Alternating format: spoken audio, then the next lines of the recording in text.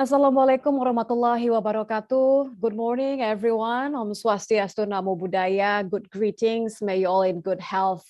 Welcome and thank you for joining today's webinar. You can see the topics that we're going to discuss today. Today in this webinar, we will be talking about common heritage, shared future, culture, and genetics shaping Indonesia and the Pacific. It's a collaboration by the Ministry of Foreign Affairs and KG Media. I'm so glad to have you here. I'm Nitya Anissa. I'm going to be your moderator for another 1.5 hours. So I hope that everyone's here in good health today.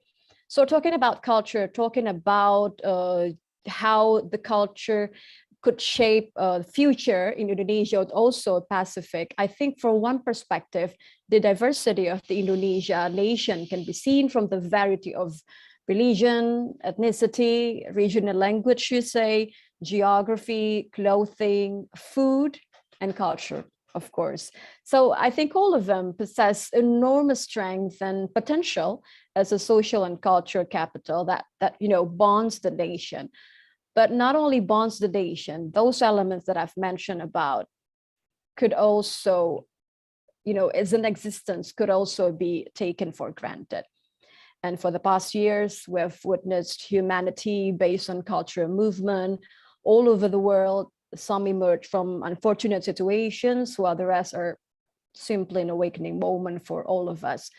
But I think the main goal is, and will always be the same: to find peace among the differences and diversity.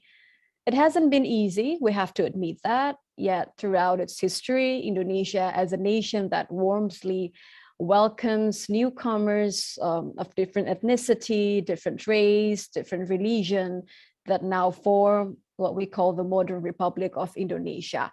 This common heritage and acceptance of differences are characters of the Indonesian nation. A similar story of origin is also shared by countries in the Pacific. We're going to talk more about that. We're going to talk more about how we can communicate well.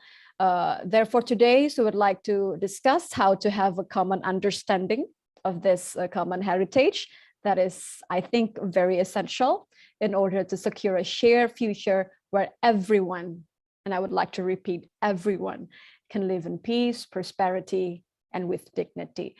And today we have a great lineup of speakers to unpack today's topic. We have His Excellencies Ambassador Tri Tariat, Advisor to the Minister on Political, Legal and Security Affairs. Good morning, Pak Tri. And we also have Mr. Rob William Goodfellow. Selamat pagi, Pak Tri. Terima kasih sudah hadir pada pagi ini. Thank you for holding this webinar today. And also along with Pak Tri Tariat, we also have Mr. Rob William Goodfellow, lecturer and researcher at the University of Wollongong, Australia. Good morning, or should I say good afternoon, Mas Joko ya. Selamat pagi di sini, selamat siang di Indonesia. Yeah, terima kasih. Thank you for joining us today. And also along Mr. Rob William Goodfellow, we also have Bung Billy Mambrasar, Special Staff to the President of the Republic of Indonesia. Bung Billy, thank you for joining us today as a representative of the young generations. And also we have Professor Harawati Sudoyo, Senior Research Fellow of the Aikman Institute. Good morning, Prof. Hera. How are you today? Yeah, I'm fine, thank you. You look great as always. So we do have 3 great speakers, and we would like to discuss more about our topics today. We'll welcome you to write down your questions as we would discuss it later after all the presentations. So to begin with, we will hear the opening remarks directly from Ambassador Bapak Tri Tariat, Senior Advisor for Political, Legal and Security Affairs from the Ministry of Foreign Affairs of Indonesia. Bapak Tri, please, the screen is yours. Please enlighten us with your opening remarks. Terima kasih, Mbak Nitya, and a very good morning, good afternoon, and good evening to our participants from wherever you are streaming this webinar. Let me start by thanking Kompas TV for once again co-hosting our webinar, and also expressing our highest gratitude to our distinguished speakers today, Mr. Rob Goodfellow, or also known as Mas Joko, Professor Harawati Sudoyo, and of course, Bung Billy Mambrasar. Friends, the theme of today's talk is not a new issue. Numerous studies on how the plural and heterogeneous Indonesian societies came to be and shaped the modern nation of Indonesia had been conducted. When one thinks of Indonesia, then one may ask, how did people with such diversities from the variety of religion, ethnicity, regional language, geography, clothing, food, and culture, even until now, banded together as one nation? What made us a nation? Ladies and gentlemen, the idea to unite the Indonesian people as a nation could be traced back to the 1920s. From this period to 1940s, our nation's founders wrote and spoke on how Indonesian people must unite and put aside the differences based on religion, the color of their skin, ethnicity, language, geography, or culture. They clearly stated that Indonesia must be born from the common passion as a united country, from Sabang in Aceh province to Merauke in Papua province. The idea crystallized through the Youth Pledge or Sumpah Pemuda, our national ideology, Pancasila, and our national motto, Bhinneka Tunggal Ika, or unity in diversity. Hence, as Nitya said, instead of being an obstacle, diversity became a powerful source for our nation-making process and the main source of strength and potential as a social and cultural capital that maintains the bond of our nation today. Our diversity should be seen as fluid, to situational and contextual needs. This has been and continues to be refined from time to time. Take an example, the ethnicity of Indonesians of the eastern region, such as Maluku, North Maluku, Papua, and West Papua, who incidentally shares the common Melanesian ethnicity with many countries in the Pacific, such as Fiji, Papua New Guinea, Solomon Islands, Vanuatu, etc. How do we then see and define ourselves? Noting the fact that Melanesian descendants and Austronesian descendants have been living in modern Indonesia since many thousand years ago. How do we see it? Through the cultural and genetic study perspectives? This, of course, is just one of the many questions that can be raised, knowing the wide-ranging characteristics of this issue. Dear friends, it is time for us to know us better and for the global community to know us better too. The initiative today is aimed as a sharing forum among experts, diplomats, journalists, academics, students, activists, the Asia-Pacific family, and the global community in general. Our distinguished speakers today will provide us a deeper knowledge and awareness on how culture and genetics shape Indonesia and the Pacific, and moreover, how this knowledge can bind us stronger, be it as a community, as a nation, as the Asia-Pacific family, and as the global community as a whole. With that, I'll close my remarks by quoting Maya Angelou, an American poet and civil rights activist. We humans are more alike than we think we are not. While that is true as to the countries we come from, our beliefs, our cultures, we are still all more alike than different. I hope you enjoy the discussion. I thank you and terima kasih. Terima kasih. Thank you for the remarks as well as the positive vibes that you brought just now, Ambassador Tri Tariat. I quoted that I think we're more alike than we think that we are different. That's a powerful quote, and I think we have to ensure that we're going to talk more about that. How that we more linked than we thought that we weren't. So before we begin this presentation sessions, I would like to remind and inform all the participants who want to give questions later on. Please use the format please take attention to it. Pay attention for the format. You have to write down your name first, and then the institution that you represent, and the questions for which speaker, so I'm not mistaken. And then the last ones is obviously the questions. If you, I'm going to repeat once more. You have to write down your name first, the institution that you're representing, the questions for which speaker, and then the last one is your questions. You can write it down during the presentation from the speakers, but only on the Q&A box.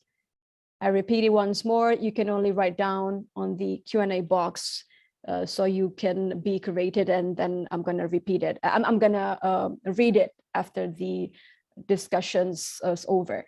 So there will also be GoPay balance value of total 1.5 million rupiah for only 3 participants who are active and have the most interesting questions. So please, for all the participants, stay tuned to this webinar and prepare your best questions. So we're gonna have a great discussions today. So speakers, I think you're all ready. Let's begin this discussion. First of all, I would like to give the opportunity to Mr. Rob William Goodfellow as a lecturer and researcher at the University of Wollongong, Australia, or as we speak, that you've given a name in Javanese name by the Sri Sultan, Mas Joko. Betul ya, Mr. Rob? You've been given the Javanese name by the Sri Sultan, Mas Joko. I think it's a very lovely name that you've been given by the Sri Sultan. So I would like to give the opportunity to Mr. Rob William Goodfellow to start this discussion as a first speaker. I would like to remind that there will be approximately 12 minutes for each presentations. And if I may have your permission to give at least 2 minutes left as a reminder. So Mr. Rob, I think one of the best way to promote understanding and appreciation of different cultures is through listening to those, who are part of the fabric of the society, as well as embracing them as an inclusive part of a bigger community. What are your thoughts about culture and communal values of the situations? Because I think that what Pak Tri has mentioned, we are linked more than we thought that we weren't. So what are your thoughts about culture and communal values of, these situations? Okay. Mbak, sebelum saya mulai untuk orang Indonesia, saya minta maaf. Bahasa Indonesia saya sekarang kurang lancar. 15 tahun yang lalu lancar sekali, tetapi sekarang lidah saya menjadi kaku. So saya minta maaf, saya harus memakai bahasa Inggris sementara. Okay. Well, your bahasa sounds great, by the way. Okay. So interesting question. If we look for the things that we have in common, there are things like a love and understanding of culture, of the importance of friendships and networks, and I guess food. And that gives me an opportunity to talk about my new book. So Ibu, can I ask my 12 minutes starts now? Is that right? Please do. Okay. All right. So what I've decided to do is look at 2 very strong women from opposite ends of Eastern Indonesia. So from Bali at one end of Indonesia and Papua at the opposite end. And I want to look at them in terms of role models, but also comparisons and possibilities. So have you got a copy of my my PowerPoint that I can refer to? Okay. So in Bali, I've just finished a book called So Many Delicious Years about Ibu Murni. She's often referred to as the mother of tourism in Bali. She established the first international standard restaurant in Ubud called Murni's Warung in 1974. And it's interesting, some of her patrons back then were like Karen Goodman, who is an Oscar-winning director, actually came to Indonesia as backpackers, which is interesting. But have continued this relationship with Murni over the decades.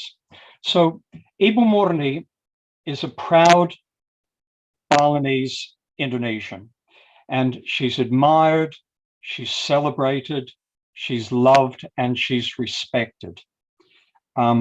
She's admired because she founded the first international standard restaurant in Ubud.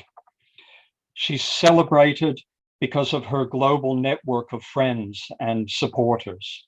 I mean, she's loved by her local community because she's remained resilient during the pandemic. Murni's Warung is one of only 4 restaurants in Ubud that didn't close during the pandemic. And she is respected for who she is.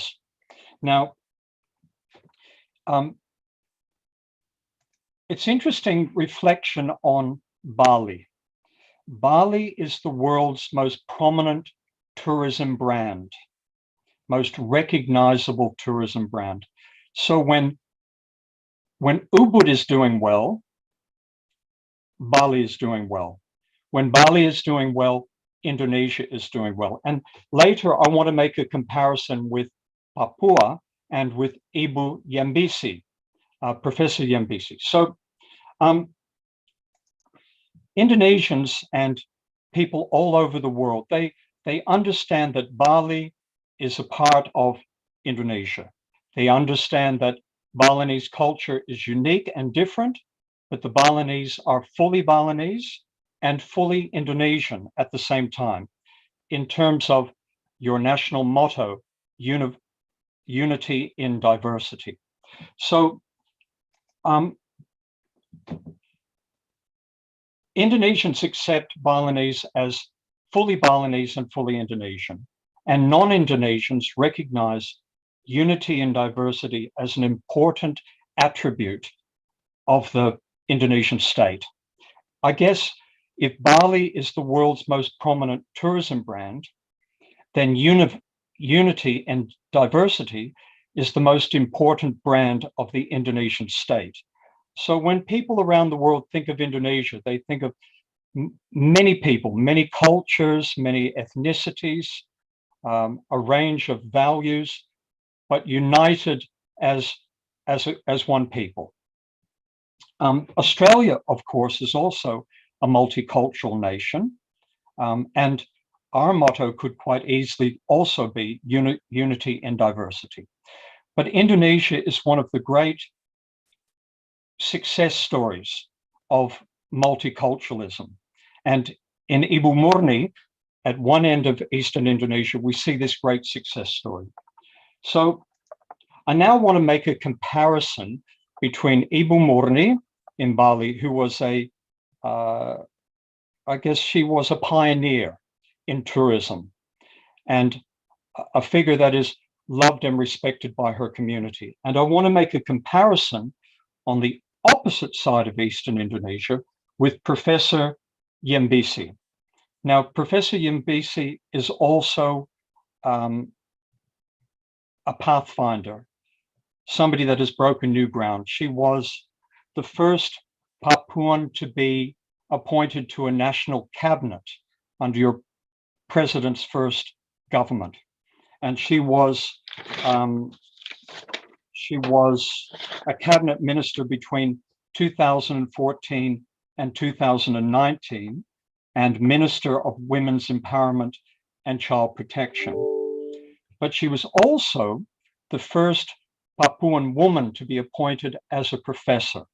So on opposite sides of Indonesia, we have these Eastern Indonesia, we have these strong women, these role models that have strong values. Now, it's interesting that people understand what Balinese values are, a love of culture, of hospitality, of ceremony and community. And they're understood and they're respected and they're celebrated. Now, at the opposite side of Eastern Indonesia, we also recognize Professor Yembisi as as a significant figure. But do we really understand what her values are? Now, there are many shared values. The Papuans share a love of community, but also there are other values that are like a respect for the natural environment and a veneration of elders. So we see some crossover, we see some differences, we see some similarities. And my point is that we need to understand Papuan values as well as we understand Balinese values in the context of unity in diversity. Now, my question is, how do we accomplish that?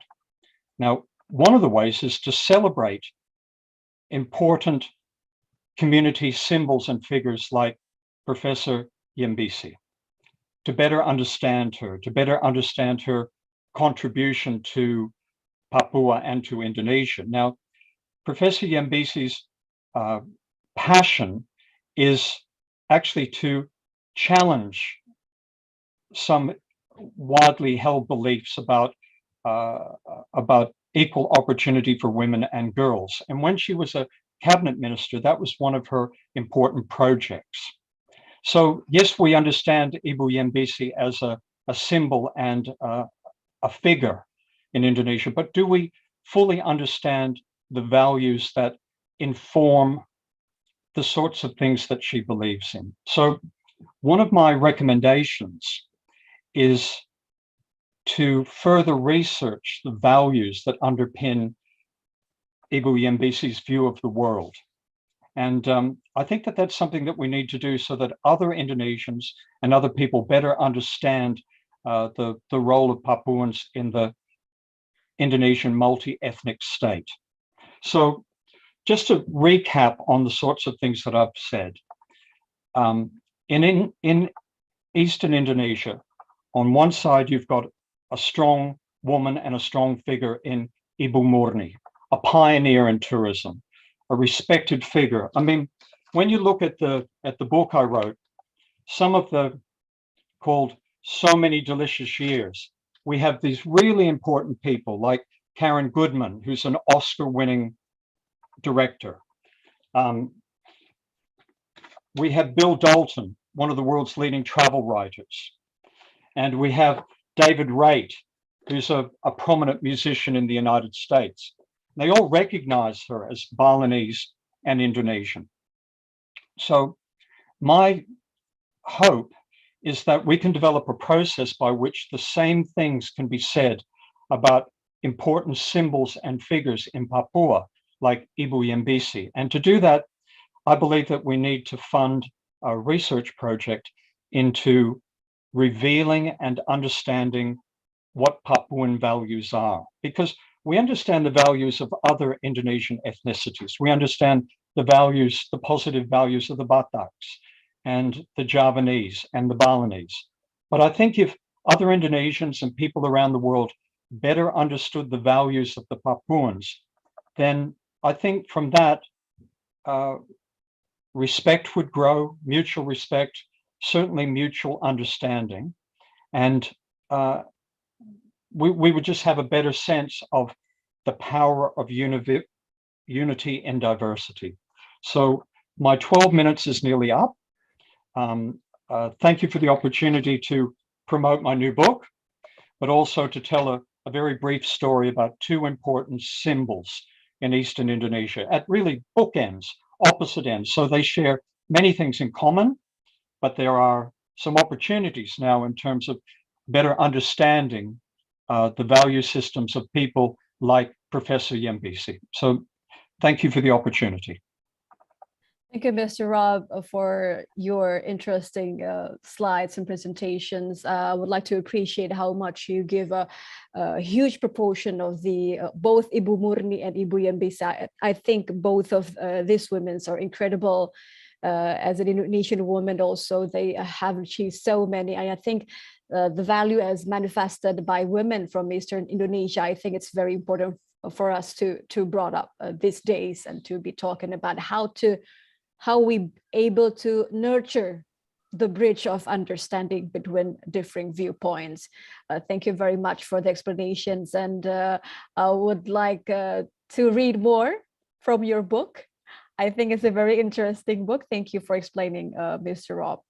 And Mr. Rob has talked about the roles of women, how Indonesians are aware of the differences, but not taking the other as the opponent. So I think we're going to continue to the next presentations. Our next speaker, we have Bung Billy Mambrasar, a special staff to the President of the Republic of Indonesia.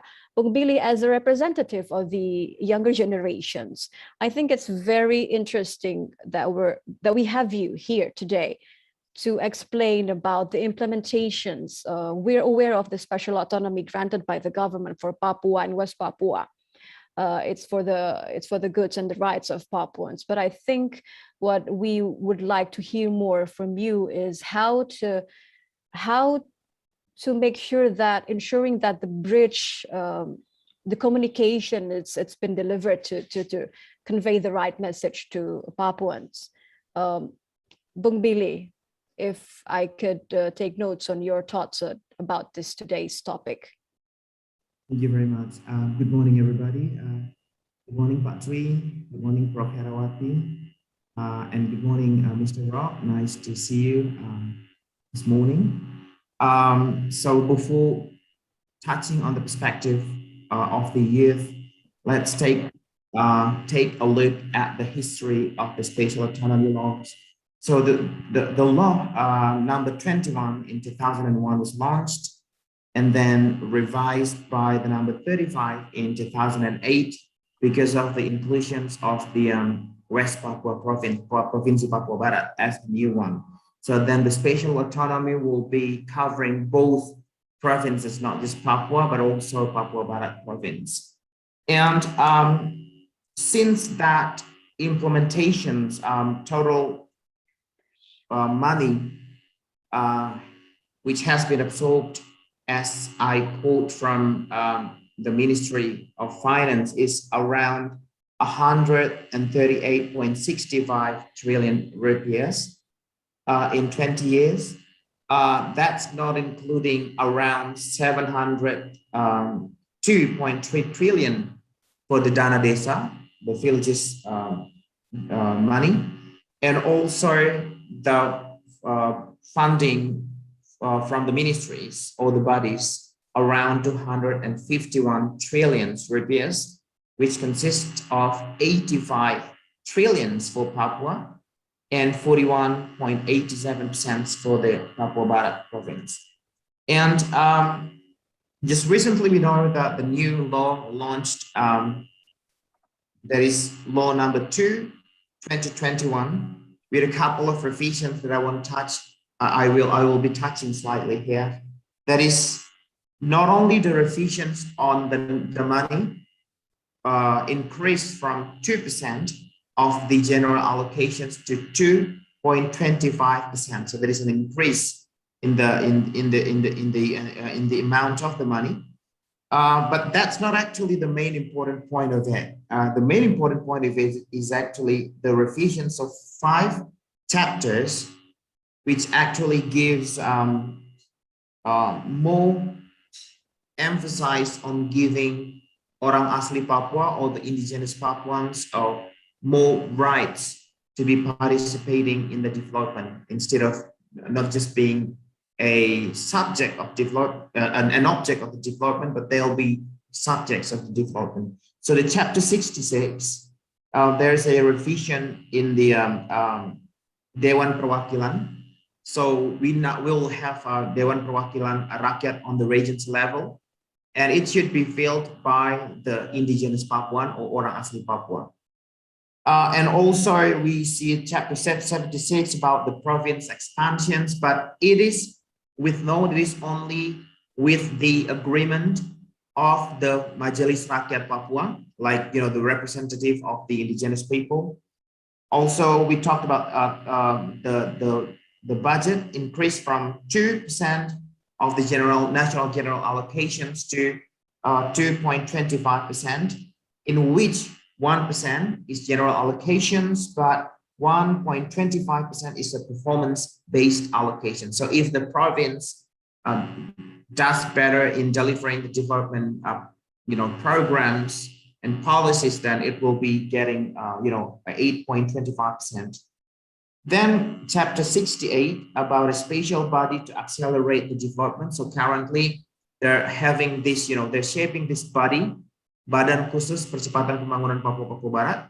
It's covered in chapter 68 and also chapter 75 about Perdasus, peraturan daerah, peraturan pemerintah as the derivatives of the spatial autonomy law to then being the umbrella of accelerating the development. So based on that information, many people start posting things on the media saying that the spatial autonomy is a failure, nothing good about it for Papuans and everything. But as a spatial staff of the president, and I was given a specific task to focus on the education, entrepreneurship, and youth. So based on my assignments, I wanted to take a look at the perspective of the young people of Papuans. And by the definitions of the young people, it is under the group's age of those who were born in 1990s and 2000-ish. So it's called millennials generations and Gen Z, generation Z. And I think maybe Nitya is, part of that generation's age. Yeah, so. Yes, it is. Yeah. So what I did with my team is we went around 17 provinces all around Indonesia and visited 22 cities. And we met with around 6,300 youth to talk and listen to their perspective about the spatial autonomy. And the reason being, if you take a look at the previous spatial autonomy implementations, around 30% of the money was used for education, which is actually the biggest proportion. So that means if the previous spatial autonomy was implemented in 2001, with 30% of the money was used for education, then it should be thousands, even hundreds of thousands of Papuan youth who have been educated and have been doing great things all around the world, not just in Indonesia. And I am one of them because I did my bachelor with spatial autonomy scholarship. Without that scholarship from the spatial autonomy money, I wouldn't be able to go to school because I come from a very underprivileged background, a family, like literally poor. Like we didn't have electricity and I had to sell cookies on the street and in the market to make money just for my school and my food. So I wanted to see the other hundred thousands of youth who have been educated using this money, like the 30% of the spatial autonomy funding. So we went around the 17 provinces, we talked to 6,300 youth, and we did research, quantitative and qualitative research, like talks and quantitative questionnaires and qualitative conversations research on to the 550 youth. And maybe you can keep going to the next slides. Yeah, next, please. Next, please. So I want to show the diagrams of the performance of the spatial autonomy since 2001.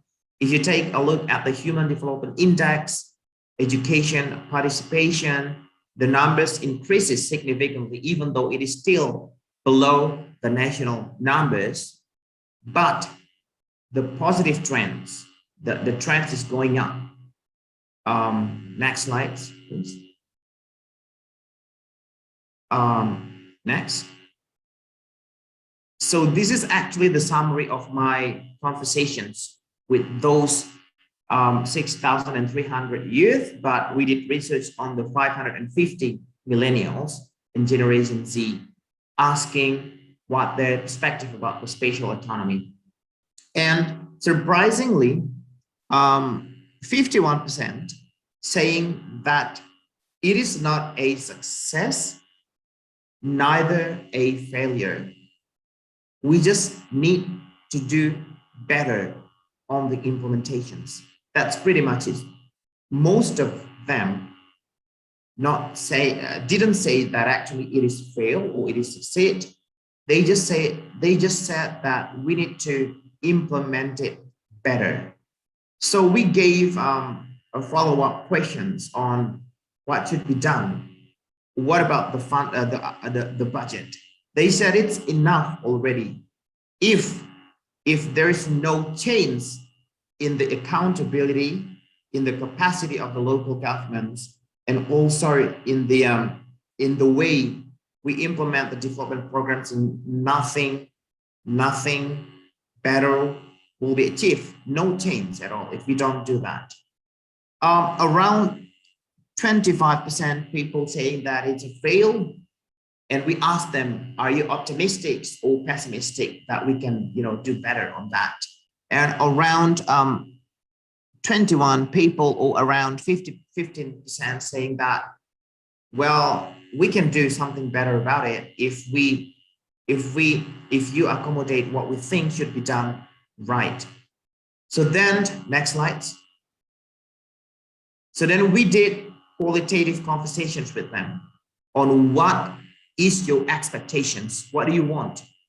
So again, I want to emphasize the reason why I focus on the millennials and Generation Z, because as I mentioned, 30% of the money of the spatial autonomy previously was used for the education. That means that Papuan youth who were born on 1990 and 2000 are actually those demographic who mostly are benefited of that programs, of the education programs. We can get access to better school. Even I could go to overseas and study with the scholarship in top schools. And now these youth are coming back to Papua and ready to develop the country, ready to develop the province and the provinces. So we asked them, what is your expectations? And there's a lot of hundreds of statements that we recorded, and we made summary of it.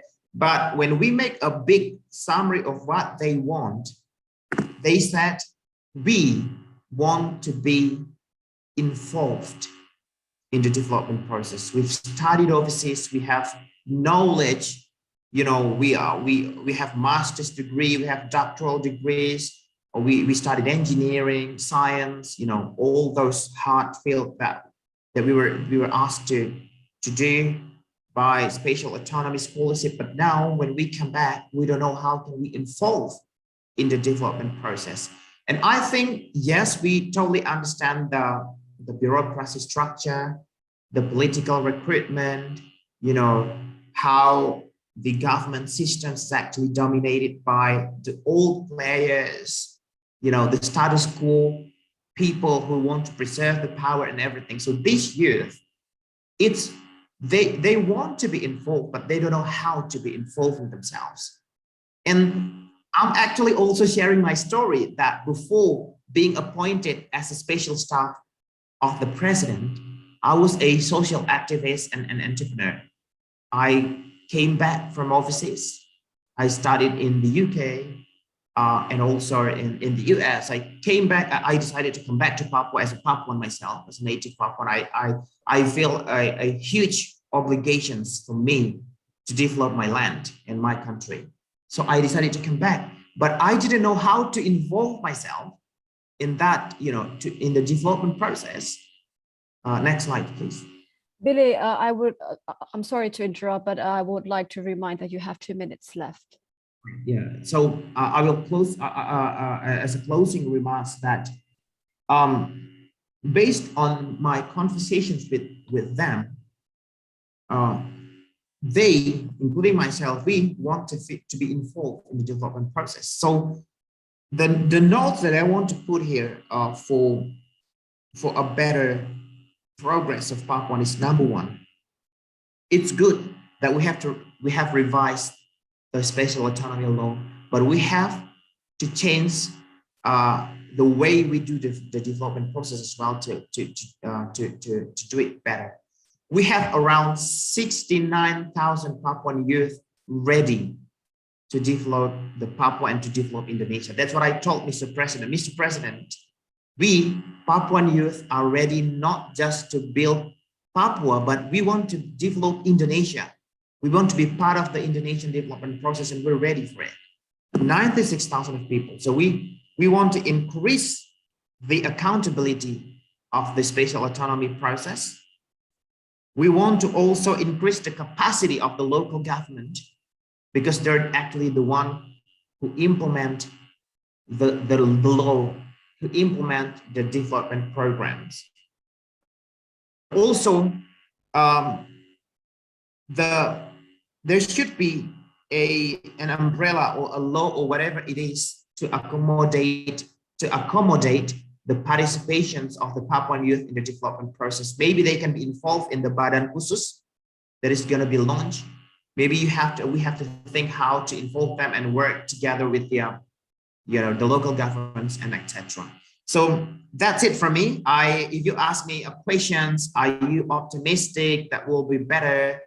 We'll definitely be better. We have been doing, good things. We have delivered lots of good things.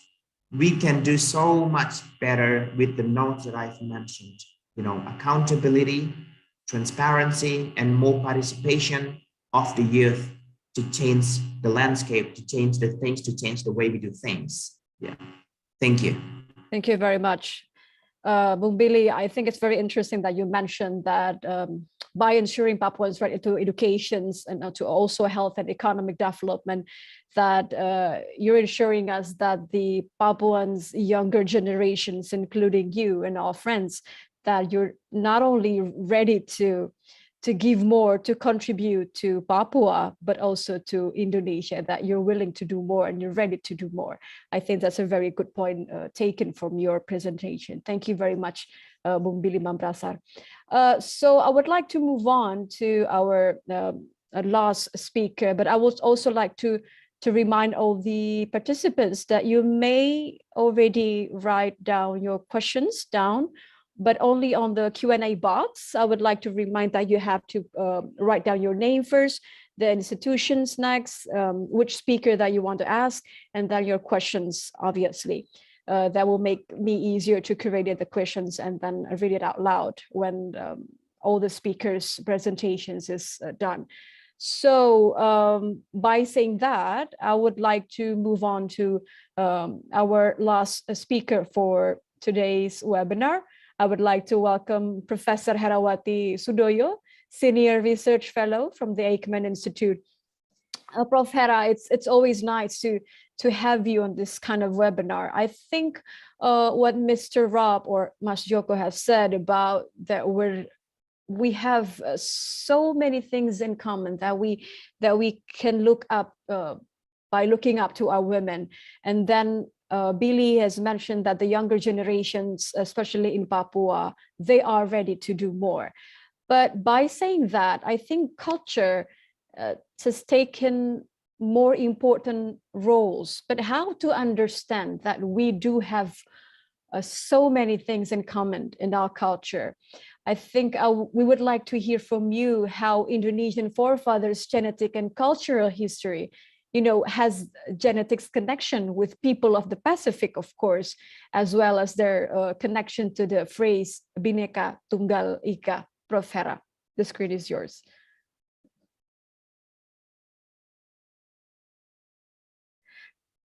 I think we have a little technical problems. Prof. Hera, if you could unmute. Yes, I did. Okay. Hi, good morning, afternoon, and also evening for all of the participants. Good day for Pak Tri and also the speakers. It is very interesting to talk as the last person talking about the common heritage and shape future. Why? Because it is very timely with the activity of us in the eastern part of Indonesia. So in this presentation will be kind of, I think, genetic 101 or molecular biology 101 that led the participants to understand genetics and maybe also continue their study in the Faculty of Science after this. Okay, this opportunity, I would like to talk about unity and diversity, a DNA message from Indonesia and the Pacific. Next slide, please. Indonesia. Indonesia is a dynamic theater of human development and migration. Let's study Indonesia. It is a very diverse country representing more than 500 ethnic population. We have more than 700 languages. Grimm's mentioned about 719, but I think the live language is only 706 at the moment. Most languages belong to Austronesian family. The Papuan languages or the non-Austronesian spoken in the eastern part of Indonesia. And the Manusia Indonesia, they are all influenced by several migration waves by our ancestors. And why Indonesia is, I mentioned, dynamic theater? Because we have one of the first traces of non-modern humans dating as early as 67 years. Next slide, please. Austronesian languages are spread across half of the globe. The Austronesian diaspora, people speak from Madagascar to Rapa Nui, Eastern Island in the east. And this is not really, it's kind of like blurred, I think.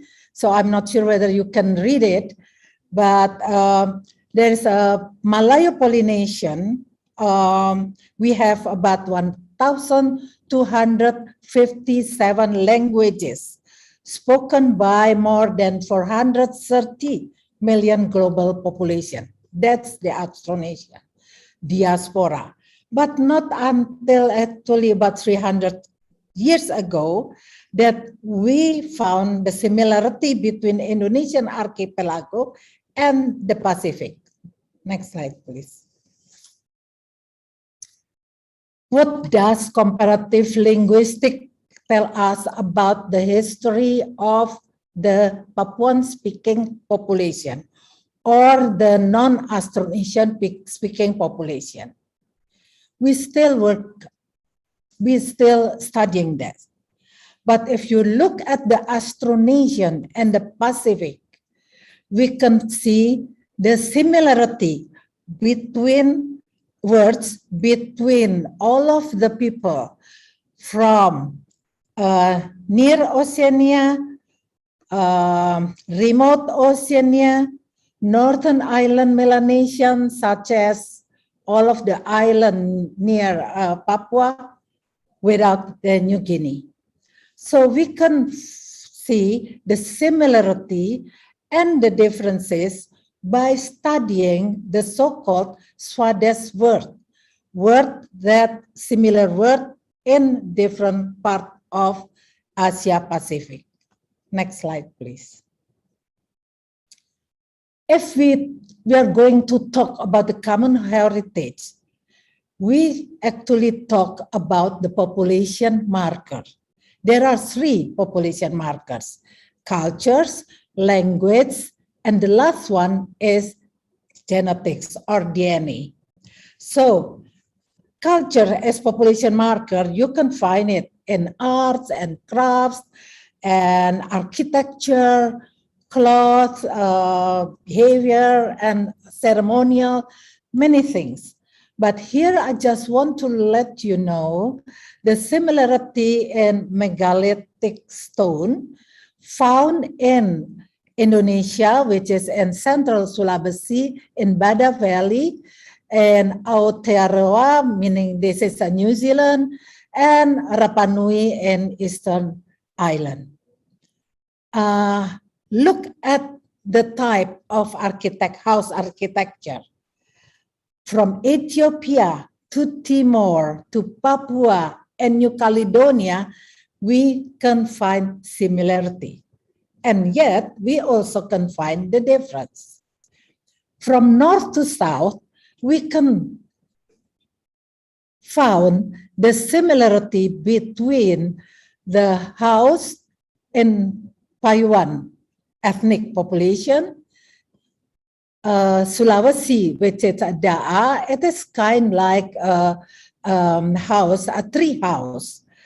And you will amazed by actually the Korowai house, a tree house usually built on a single tree, but frequently the base of the house consists of several living trees and wooden poles.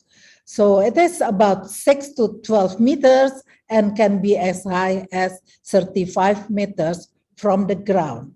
This is all of those similarity, and yet we found some differences in the cultures as an example. Next slide, please. This is the third population marker. We are talking about genetics. DNA can be used as migration marker. Why? Because it can tell you about the geographic origin of the people or of the population. How to do that? As a geneticist, you know that there are 3 kinds of genetic inheritance pattern. From maternal side, from paternal side, and from parental, which is both parents, mother and father.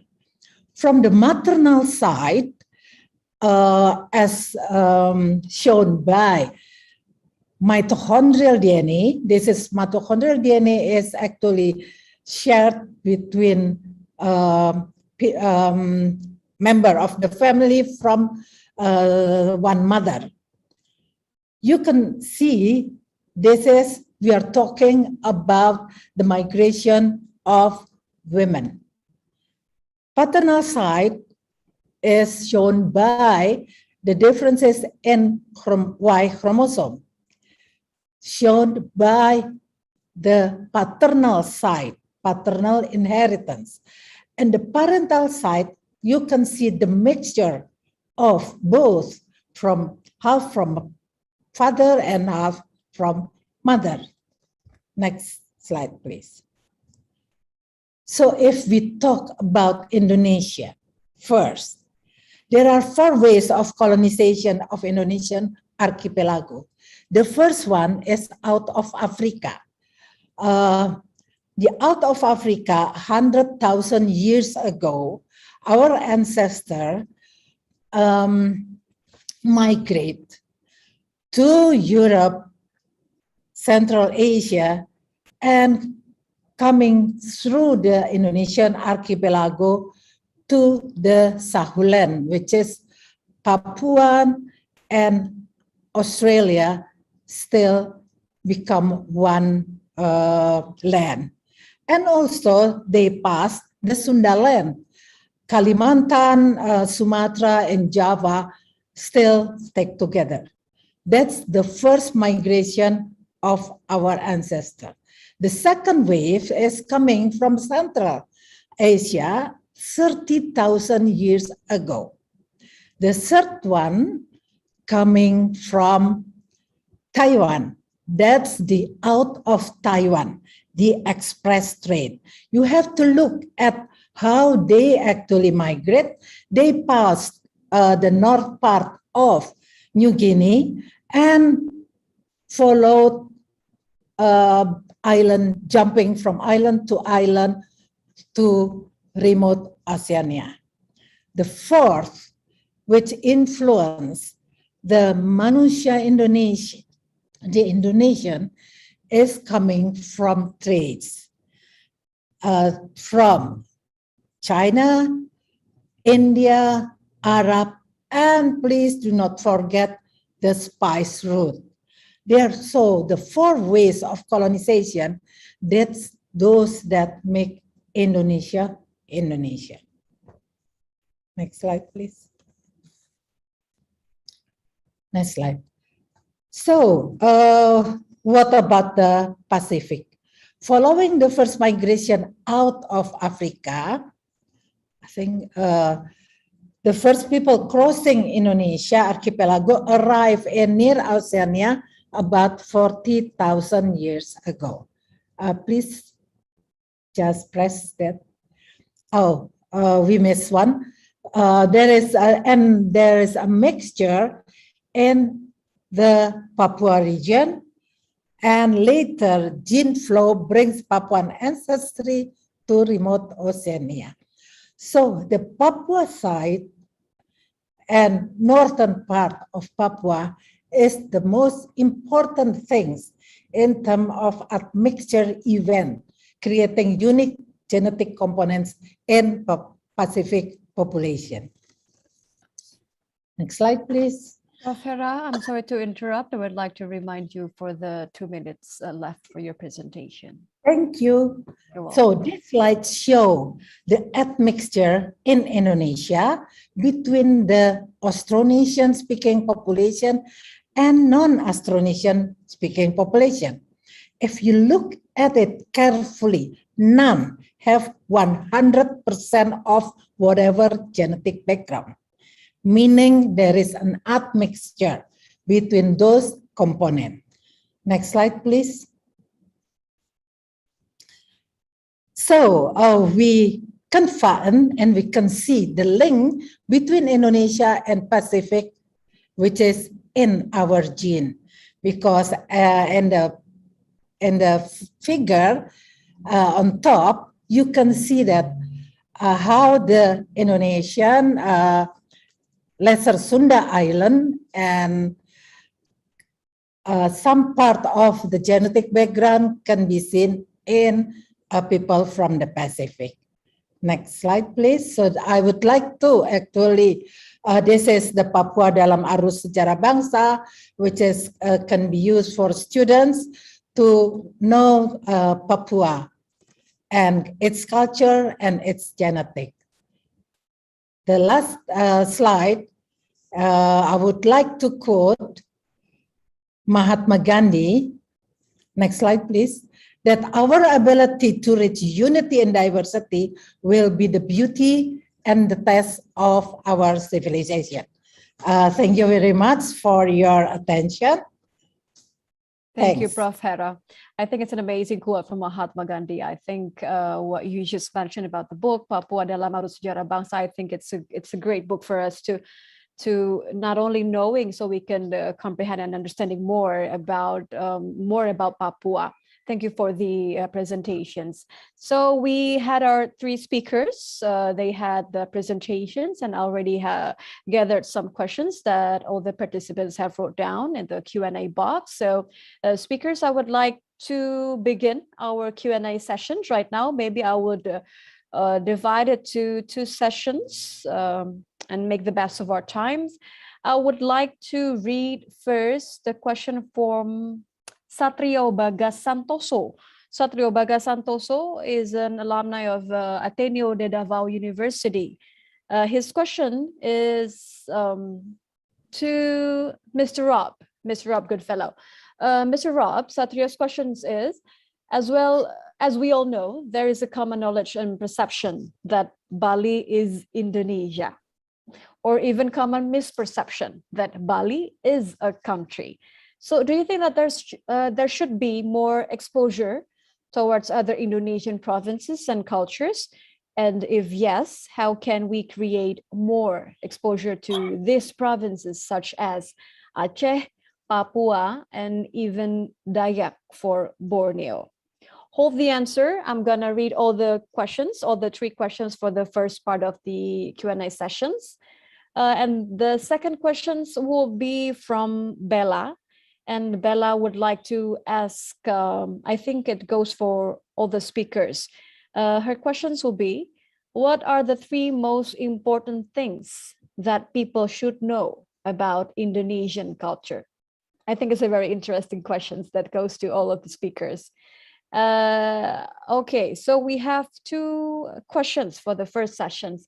I would like to hear the answer first from Mr. Rob Goodfellow. Okay, can you hear me, Ibu? Yes, yes. Okay. Loud and clear. Okay, in cultural studies, we talk about the cultural iceberg.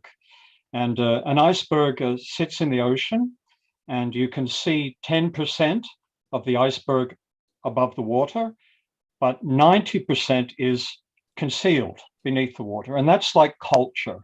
So what we see, the things that we share in common are obvious.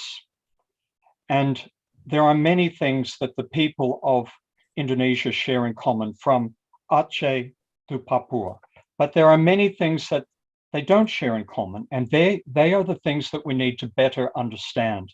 And this is quite foundational, because even though all of the work that's being done now is important and essential, if we don't understand the differences, if we don't celebrate them, if we don't comprehend them and understand them, then everything that we build on top of that is at risk.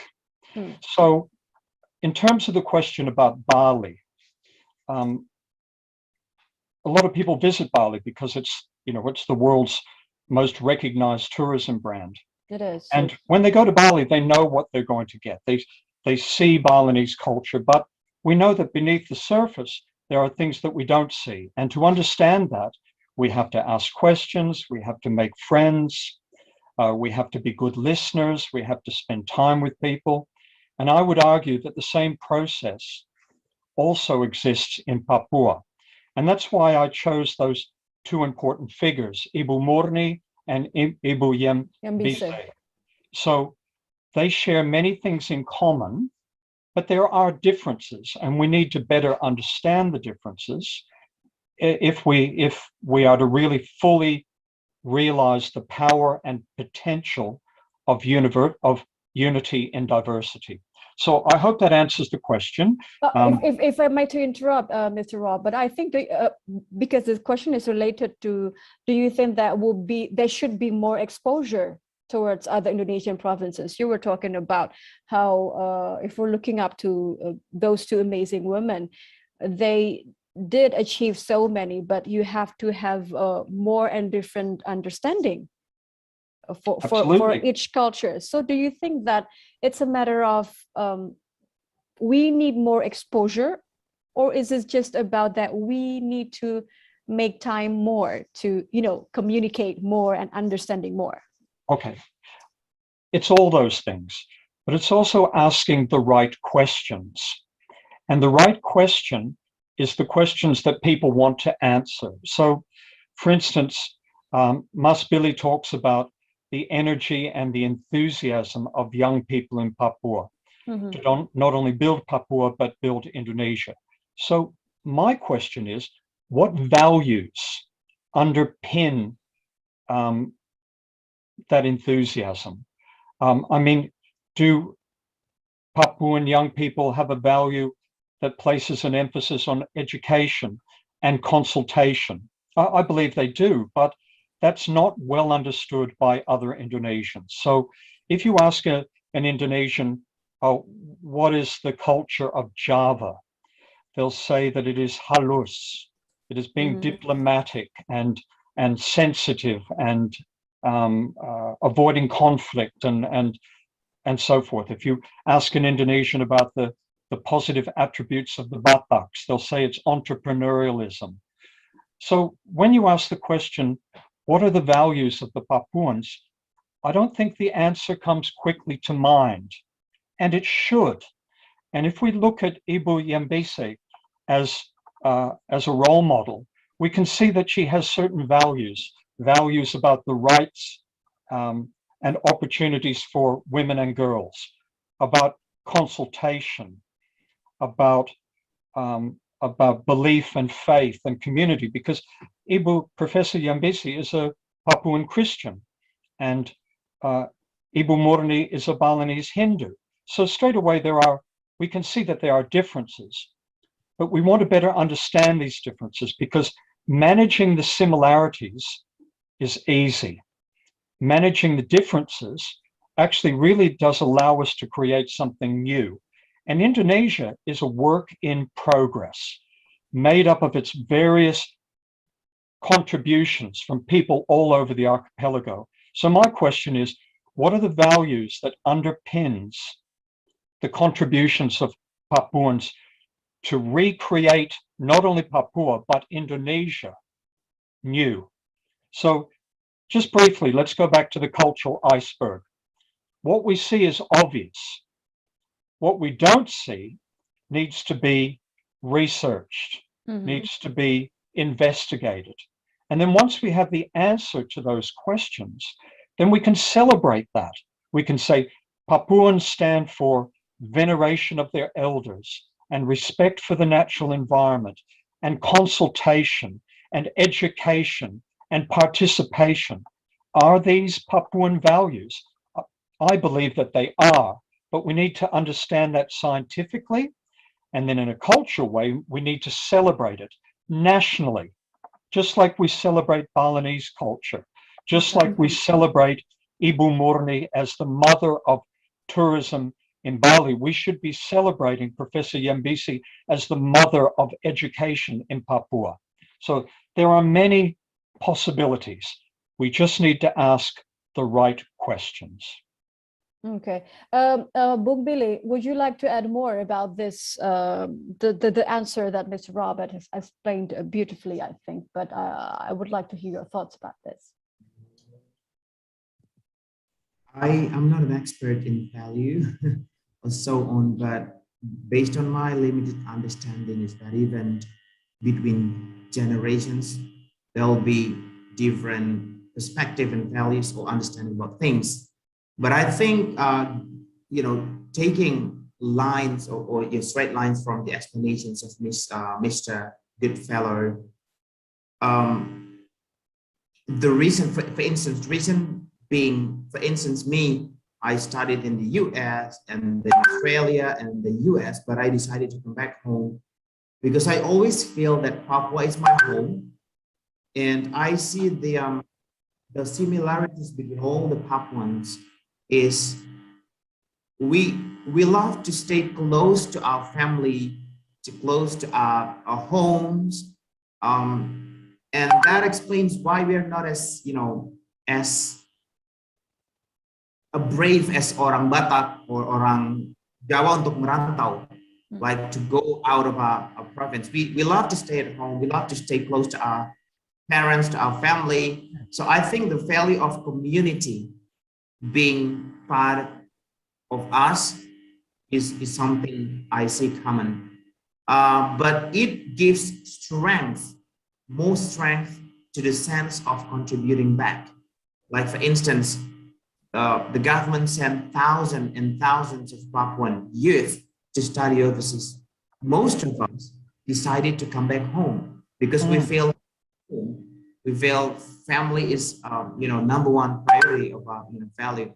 That is a strength for the government to then utilize this bunch human resources to then contribute back to develop the province. And number two, there are a couple of specific values that is respecting the environment, respecting the forest and jungle.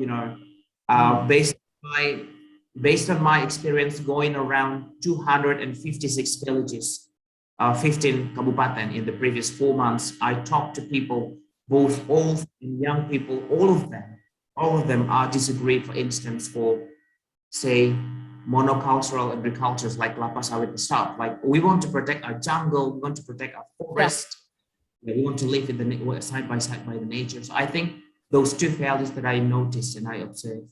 can be the strength to utilize. I couldn't agree more, because I think those, especially the environmental value, is what Mr. Roberts mentioned earlier. That could be the strength of the Papua if you want to convey those message to all of the people that haven't got the chance to understand Papuans in the meantime. So I would like to hear from Prof. Hera. This is according to the second question from Bella. What are the three most important things that people should know about Indonesian culture? And later on, I would like to hear the thoughts from the other two speakers.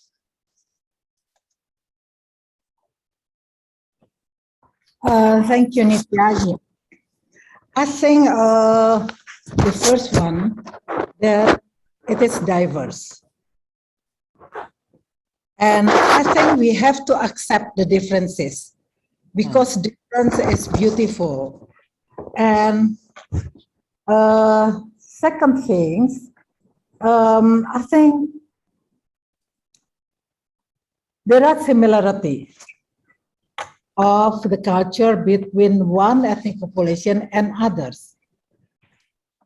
But we shouldn't use that as one, because might be a pressure to have one culture, or limited, not all of the culture. But I have been working and about 130 ethnic population, communicating with them, mingle with the people, stay and live with them, and learning about culture and tradition. And I found it's fascinating. And I feel blessed that I have the opportunity to absorb all of the differences. And we shouldn't actually lose those. We lost the language because nobody wants to talk about it. I think it's kind of like a small population, and it will lose anyhow. That's forgotten. Yes, but other than that, I think we should preserve the diversity of all of the culture. I have two master students with us from Papua. Okay, I think we have a technical conditions with Prof. Hera. It doesn't matter. I would get back to Prof. Hera just in a minute. But I think I would like to hear more from Bung Billy first. Bung Billy, could you give your thoughts about the second questions that Prof. Hera was trying to explain about? She mentioned about the diversity that could be our strength point.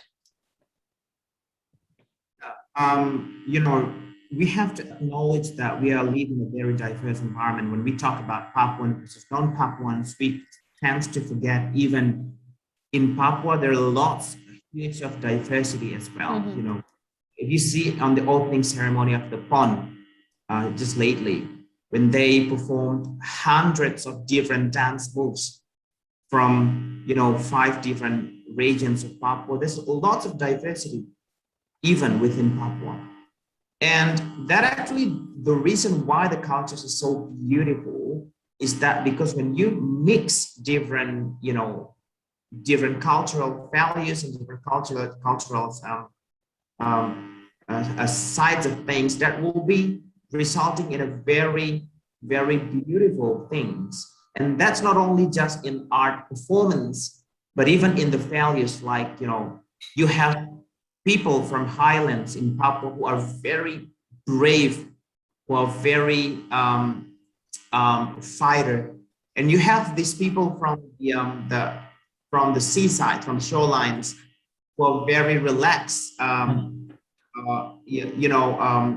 loving and stuff. If you combine these two different values into a structured,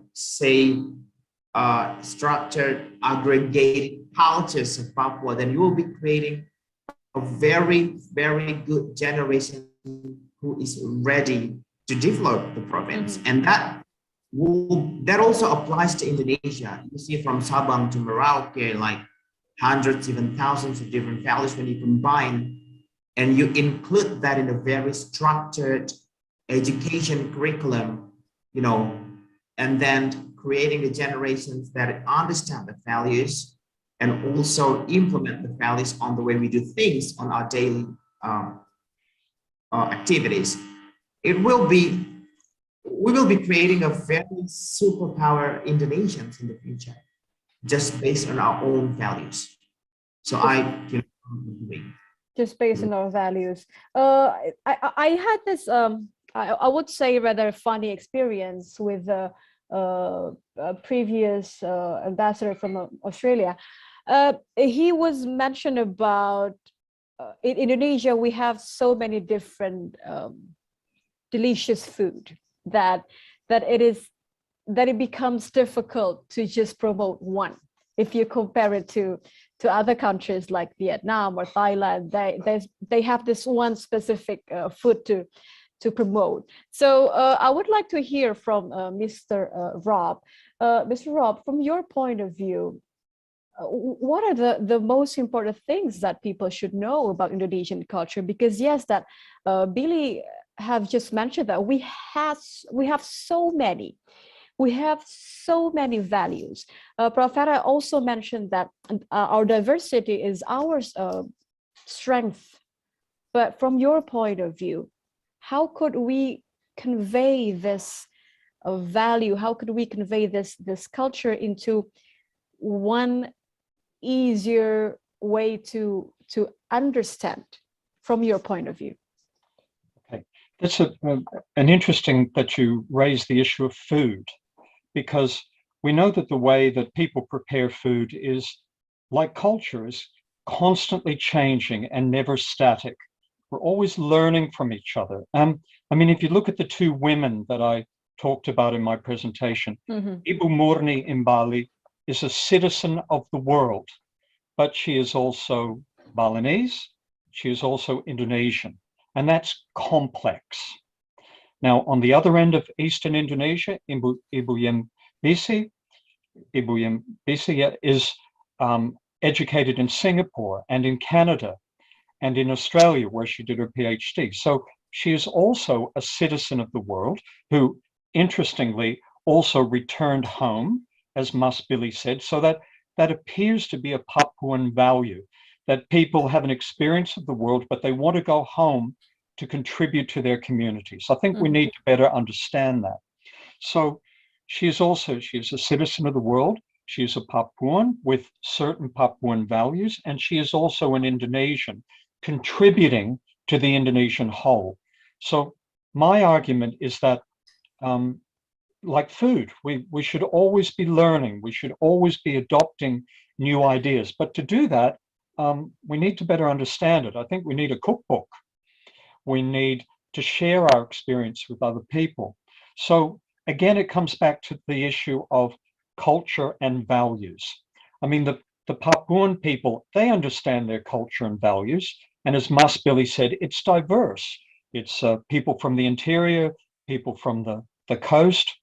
But the question is, do other Indonesians understand Papuan culture and values? And if they did understand them, then I believe that they would respect them, and there would be mutual respect, and there would be mutual understanding. And on top of mutual respect, we can build anything, if that's your starting point.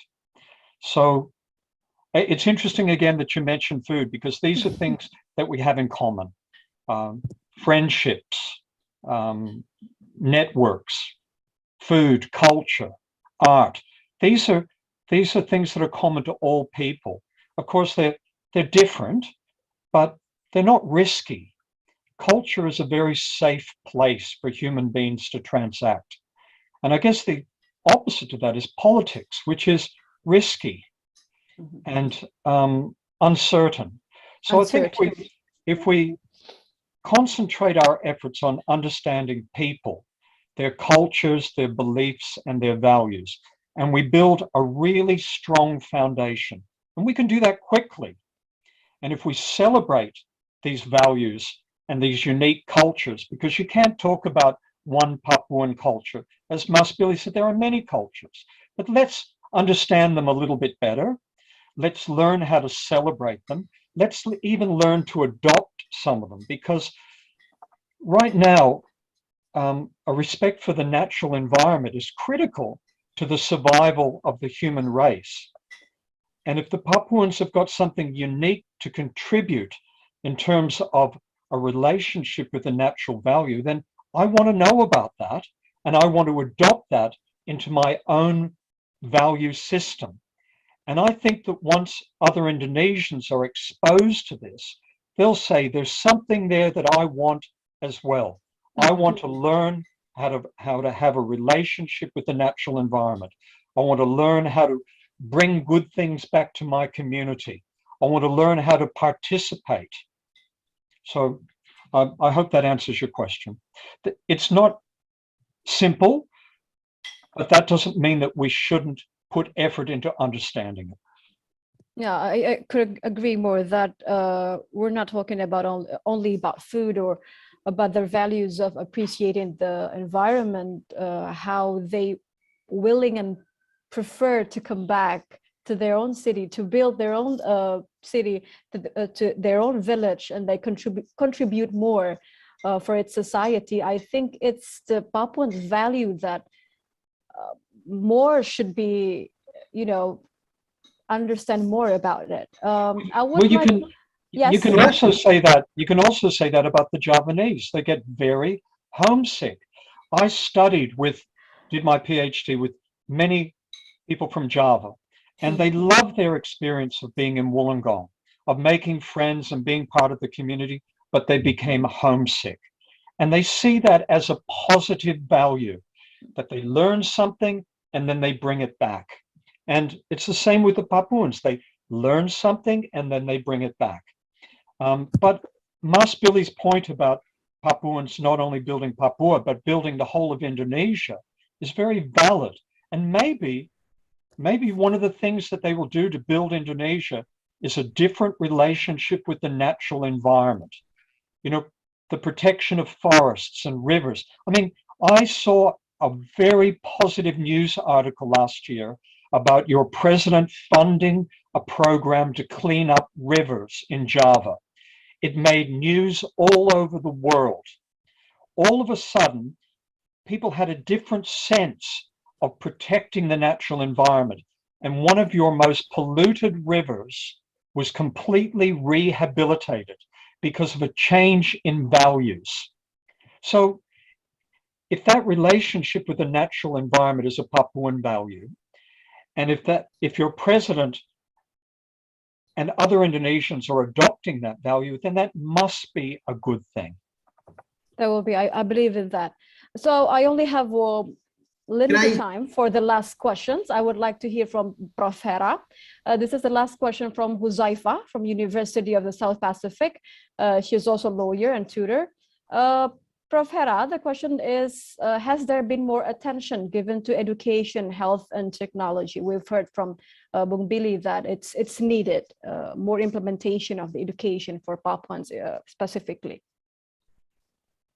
Yes, I think I agree with Billy that education and health is the most important thing that have to be provided in the era. I've been everywhere almost to Papua, to different kind of places, and some of the places that I went to, say for example that they have a school, but there is no teacher, and some of them have the teacher, but the kids have to follow their parents to go to find the gaharu, say for example, a tree. So now I think after returning to Jakarta, then I think we kind like a lot sit together and discuss how can we actually give this our experience and all of that we see in the field to the local government or to the pemangku kebijakan, stakeholders, and that in certain places we need it urgently, and in other places that might be available. So I think those kind of input has to be given.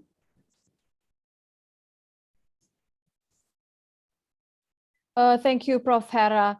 I'm afraid that will be our last questions that that is curated by the committee. I would like to thank all the participants. So to close down our webinar today, I would like to hear some closing remarks from all the three speakers. I would like first from, I think from Billy as a representation as the younger generations. Please make it as packed as it should be. Thank you very much. So adopting culture is starting by understanding, like what Mr. Goodfellow said, understanding what are the values. And after understand what the values, then we have to do study, like tourist study, to understand what is values. And also the willingness to include that values in all aspects, could be political, design, could be developmental plan and design and everything. And that requires kelogoan, the openness of the central government and to include the values in the developmental process, to do it bottom up, to inclusive, and you know, to be respecting and design the programs based on the values. And lastly, don't forget that we have hundreds of thousands young Papuan and young Indonesian ready to develop the country, ready to develop the provinces. So please be open and inclusive, to work together with them, to include them, to listen to them, to give them more space, you know, in the way we do things. I think that's all from me, and I'm very optimistic that we're going to be, you know, better and better. Very optimistic too. Thank you, Billy. Thank you, Billy Mambrasar, a special staff to the President of the Republic of Indonesia. Mr. Rob William, Mas Joko, please, your closing statement. Okay, just listening to Mas Billy, I can hear that one of his values is that it's very important that he is listened to. And he said that young Papuans want to be listened to. They want to be taken seriously. In finishing, I just want to quote your president, something that he said. He said, your president said, I want to listen to the people's voices, and I'm willing to open dialogue for a better Papua. The people of Papua don't only need healthcare, education, and the construction of bridges and roads. They also need to be listened to. Now, that is a Papuan value, and I think we need to better understand that if we're going to reach the great potential of unity and diversity. Thank you very much, Mr. Rob. Very, I think it's a highlight for us, for all of us. Prof. Hera, last but not least, please give your closing statement for today's webinar. Thank you very much, Nitya. Thank you very much, all. I think talking about common heritage and the future, shared future, I found that culture diplomacy is more powerful than others, to be able to talk to people, to listen to people. And might be people do not actually understand and realize that, but it is more powerful. So open dialogue and equality, I think that's the key to success. Thank you. I agree. Thank you very much, Prof. Hera. Thank you very much, Mr. Rob. Thank you, Billy, for the closing statement. So participants, thank you again for your participation in today's webinar. That was a discussion with all the speakers, but before announcement of the winners, as I promised before, I would like to ask for your 30 seconds of your time to complete the polling of some questions that have been displayed on your screen. I would like to invite all the attendees or the participants to fill out the poll for today. It is for our feedback. Just 30 seconds.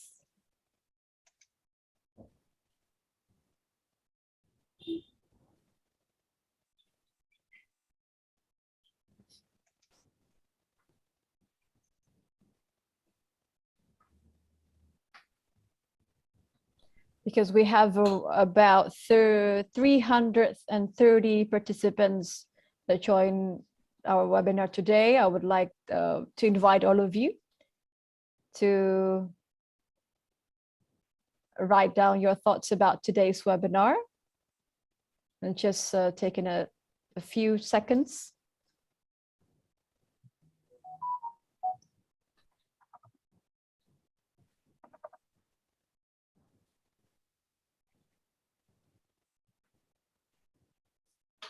And I would like to thank for all three speakers for today: Mr. Rob William Goodfellow, lecturer and researcher at the University of Wollongong, Australia, and also Bung Billy Mambrasar, special staff to the President of the Republic of Indonesia, and Professor Harawati Sudoyo as a senior research fellow from the Aikman Institute. Thank you for all the speakers that given us such an explanation, such a thorough explanations about today's topic, common heritage, shared future, culture and genetics that shape Indonesia and also the Pacific. I think it's a very important issues that we have to understand, and hopefully that we could contribute more. If Billy were talking about how the younger generations could contribute more, I think by understand more about our own culture, that's one way to be able to contribute more to our country. And thank you for all the participants. I'm aware that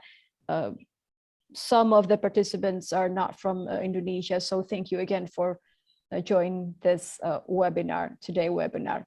So that was the polling, some questions that have been displayed on your screen.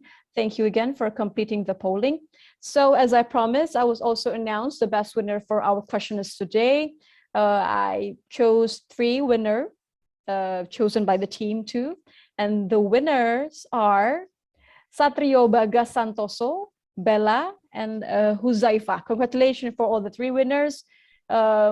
Please give your contacts to the committee so that we can talk more about the identifications, verifications, so that we can give you the GoPay balance for in total 1.5 millions for all the 3 winners. Congratulations to the winners. Will be contacted by the committee once again. And I would like to also thank you so much for the speakers for coming and taking the time to talk today. Also to the webinar participations who joined today. I think to conclude this webinar, this sessions, if we're talking about Indonesia, can only mean both forward and backward projections. It's to revisit its common heritage, including how to acknowledge the diverse then Indonesian archipelago, welcome newcomers of different ethnicity, race, and religion that now form the Republic of Indonesia, and how to shape for a better humankind that is sustainable and contribute productively to the needs of the human race. It's our contribution that we've been waiting for. So I think it's up to the younger generations to come up with all of the ideas and innovations. Thank you again for participating in this webinar. I would also like to thank you, the Ministry of Foreign Affairs and His Excellency's Ambassador Tri Tariat, Bapak Tri, advisor to the Minister on Political, Legal and Security Affairs. Thank you for holding this webinar. So I hope all of you in good health, in good shapes, and I wish you all good luck, and thank you for joining this webinar. Wassalamualaikum warahmatullahi wabarakatuh. Salam kebajikan, salam sejahtera, sehat semuanya. Thank you for joining this webinar. We're hoping to see you and discuss more about this in the later on webinar. Thank you again. Terima kasih. Selamat siang. Sampai jumpa.